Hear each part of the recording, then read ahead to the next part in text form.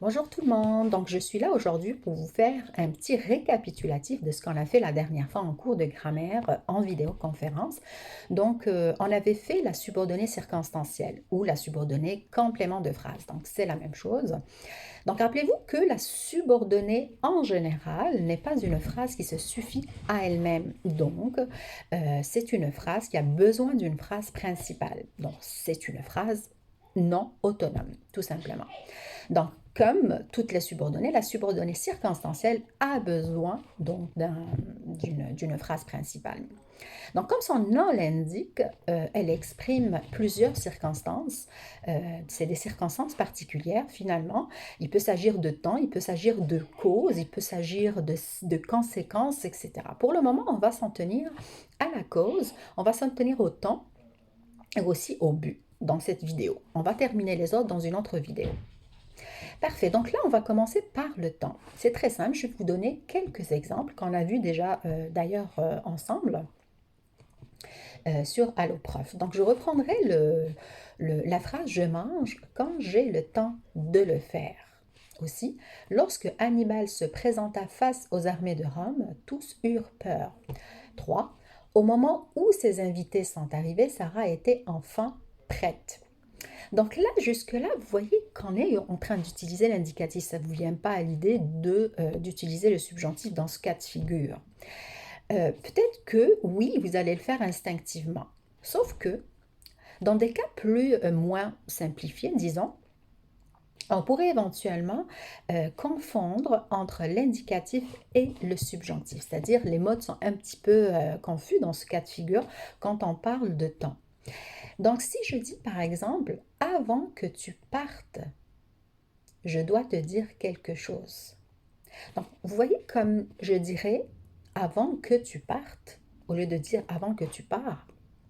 Donc, pourquoi j'emploierais le subjonctif dans ce cas avant que tu partes? Tout simplement parce que là, je vais avoir le avant que, c'est un subordonnant, alors que tout à l'heure, on avait quand, on avait lorsque. Tout ça pour vous dire tout simplement que ces coordonnants-là, c'est-à-dire quand, lorsque, avant que, il y en a plusieurs, ne donnent pas toujours le même mode de verbe. Donc, si je parle de avant que, il va me donner un mode du verbe qui est le subjonctif. Si je parle de lorsque et quand, je parlerai du mode de verbe indicatif. Pourquoi? Il y a une règle, tout simplement. Moi, je vous recommande fortement d'aller revoir le document qu'on avait vu ensemble durant la conférence. Très important. Vous avez comme une sorte de tableau. Je vais vous résumer le tout de toute façon, je vais vous les envoyer incessamment avec les exercices tirés de votre cahier de classe, finalement, cahier d'exercice, cahier d'activité. Parfait, donc tout simplement, je vais prendre une poire, je vais la couper en 3. Il y a un temps qui se passe avant, il y a un temps qui se passe après, et puis au milieu, il y a un temps qui se passe maintenant, au moment de. D'accord? Il y a 2 actions finalement qui se passent en même temps. Dans la première figure, il y a une action avant, une action après. D'accord? L'autre poire, à la fin, l'extrême de la poire, on a quelque chose qui s'est passé après. Et puis au milieu, on a un temps qui s'est passé, si on veut, 2 actions qui se passent en même temps. Si je dis je mange quand j'ai le temps de le faire, donc il y a comme 2 actions qui sont simultanées. Là, on parle de simultanéité. Donc quand je parle de simultanéité, j'emploie l'indicatif, tout simplement. Si je dis je mange quand j'ai le temps de le faire, c'est un temps justement qui exprime la simultanéité, comme 2 actions qui se passent en même temps. C'est l'indicatif. Voilà, tout simplement. Si je dis au contraire, avant que je parte, je reprends le même exemple. Là, avant que je parte, là, je parle de quelque chose qui s'est passé avant. comme son nom l'indique, comme le subordonnant l'indique. Ce sont tous des subordonnants qui expriment le temps, on est bien d'accord, mais on a quelques-uns qui expriment le subjonctif et d'autres qui expriment l'indicatif, ou bien d'autres là où on emploie le verbe au mode indicatif. Donc, je disais, si j'emploie le avant que, on parle d'antériorité. Donc, c'est avant, antériorité. Donc là, je parle du subjonctif. Vous voyez comment on change un petit peu de donne? Ce sont des subordonnants, en fait, qui expriment le temps. Mais en fait, ils ne donnent pas les mêmes modes, finalement. Faites très attention à ça, je vous recommande, j'insiste sur ça, je vous recommande d'aller voir le document, justement, apprendre, enfin apprendre non, mais en tout cas, voir tous les subordonnants qui expriment justement le temps de simultanéité et puis le temps d'antériorité. Donc, comme on a dit pour l'antériorité, avant que, donc quelque chose qui se passe avant, d'ici à ce que, en attendant que, jusqu'à ce que. C'est pas après, c'est avant. Là, c'est le subjonctif. Maintenant, donc on a vu la simultanéité, on a vu l'antériorité, donc simultanéité, on a l'indicatif, et l'antériorité, on a le subjonctif. Qu'en est-il maintenant d'un autre temps qui exprime la postériorité des actions? Postériorité, c'est après. Si je dis après que, est-ce que je dirais après que je fais ou bien après que je fasse? Je dirais dès que je fais ou dès que je fasse? Je dirais dès que je fais. Parce que la règle dit que pour la postériorité, on emploie le mode à l'indicatif. Je dirais quand je peux. Je ne dirais pas quand je puisse. Je dirais une fois que je peux. Je ne dirais pas une fois que je puisse.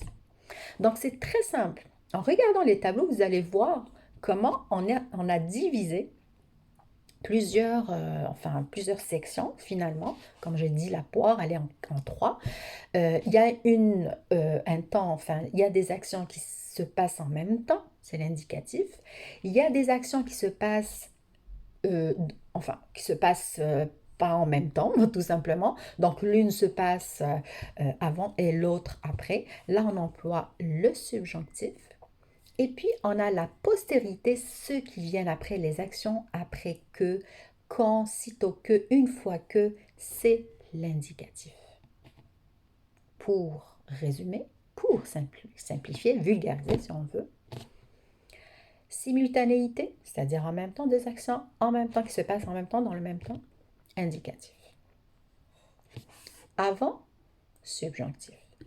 Après, je n'ai pas une troisième, j'ai que deux, malheureusement. Bah, heureusement. Donc, la troisième, c'est le après, donc la postériorité, c'est l'indicatif. Ça ne change pas. C'est comme finalement la simultanéité. Donc, dans le temps, finalement, tout est indicatif, sauf, si je veux un petit peu généraliser, sauf l'antériorité. Si je dis avant que je fasse, je ne dis pas avant que je fais. D'ici à ce que je fasse, non pas d'ici à ce que je fais. D'accord? Donc, pensez à tout ça. Avant, après, simultanément, etc. Très important de le savoir. Là, ça, c'est pour le temps. Maintenant, pour la cause. La cause, c'est beaucoup plus simple. Pourquoi? Parce que les subordonnants qui expriment finalement la cause commandent l'indicatif. Aussi simple que ça. Donc, ils commandent l'indicatif. On n'a pas besoin de voir, est-ce qu'il s'agit de coordonnants qui expriment la postérité ou juste la postériorité ou les... Non, pas du tout. Donc là, c'est juste la cause. Ben, la cause, en général, et dans tous les cas, en fait, on utilise le mode indicatif, tout simplement. Je dirais, par exemple, je n'irai pas au cinéma parce que j'ai un terrible mal de tête. L'indicatif. Étant donné qu'il n'a reçu que des commentaires élogieux de la part de ses élèves, son évaluation sera excellente, tout simplement.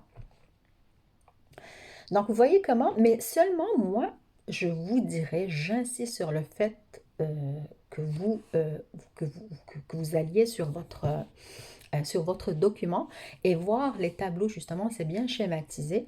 Vous avez d'un côté le temps finalement qui exprime la simultanéité, l'autre qui exprime la postériorité et puis encore l'antériorité. Donc, on a tous les subordonnants justement qui marchent pour chaque circonstance. C'est très important de connaître tous ces subordonnants, que ce soit jusqu'à ce que, après que, donc voilà.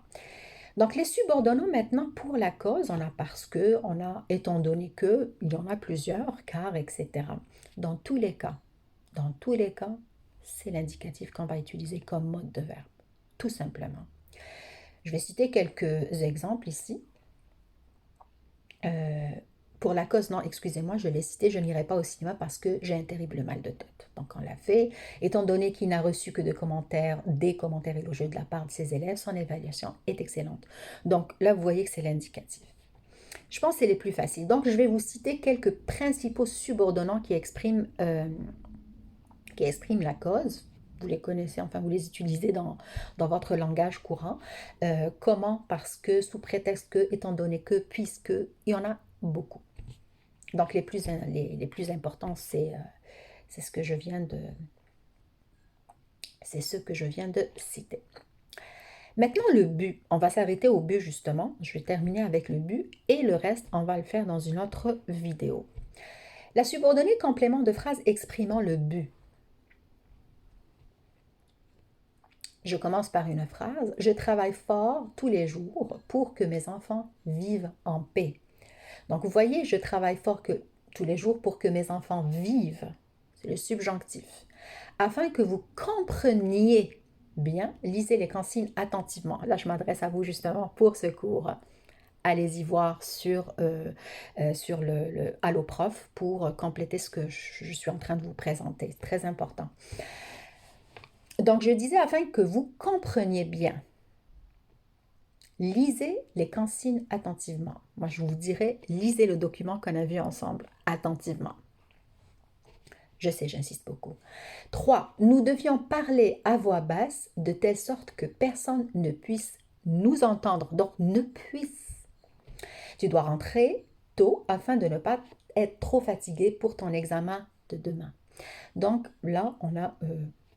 tu dois rentrer tôt afin de ne pas être trop fatigué. Là, on a utilisé un mode à l'infinitif. C'est correct aussi, on peut. Mais si on veut conjuguer le verbe, si on veut donner un mode à notre verbe dans la subordonnée, toujours, toujours, toujours, je pense que vous l'avez deviné, c'est le subjonctif. D'accord? Donc, pour les subordonnants qui expriment le but, c'est le subjonctif. Toujours le subjonctif.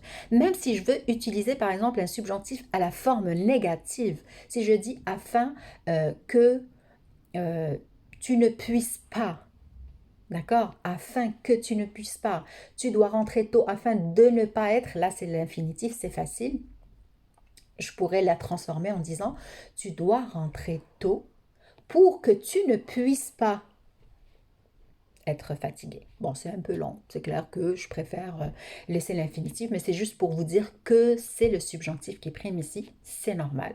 Donc, contrairement à la cause, là, on exprime tout le temps l'indicatif.